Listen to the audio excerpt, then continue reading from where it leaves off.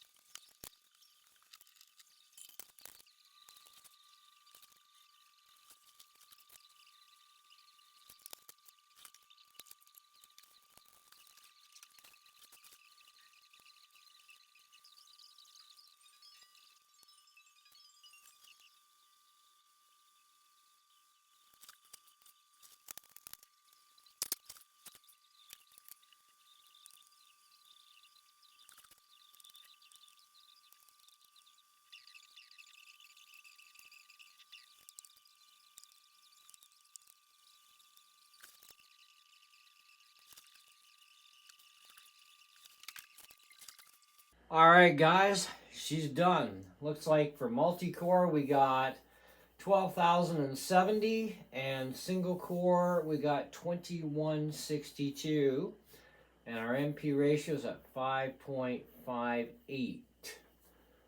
Not too shabby. That's pretty impressive. I've Cinebenched a number of my computers, and we are going to also be Cinebenching my new computer that MDG sent out today once it gets here. Because, well, hey, I'm kind of curious to see how much more ballsy that thing is compared to the Asus computer that I had. But that's looking really good for the numbers. That's pretty impressive. So now this is only doing the processors. It's nothing to do with the GPU, right? This is Cinebench after all. But the temperature of the computer, which is what you saw me a minute ago there, I mean, it's not even breaking a sweat anywhere up top. The cooling pad definitely does help having one under the MacBook Air. It would help any MacBook, period, to have a cooling pad underneath to run them a lot cooler. So, which really does help with keeping temps down and everything else. The other quick note too I want to make is the that Apple Power Manager die temperature thing we were getting. It does have to do with the CPU and GPU. It's a whole mixture of stuff in there. And that's the one that we were getting MaxFan speed control to monitor for temps. I'm pretty sure, like, I just have to do some Google searching to get a specific CPU monitor for the temperatures, to keep an eye on the cores for that. But it's still doing its job, like with the Power Management die, it is still keeping an eye on those things, because that's part of what it's supposed to do. I Googled that before we did the video. But either way, 12,070 and 2162. That's some pretty good numbers compared to an M1. That's wow. Now I've noticed that this computer does run much faster than my M1, and it does game better.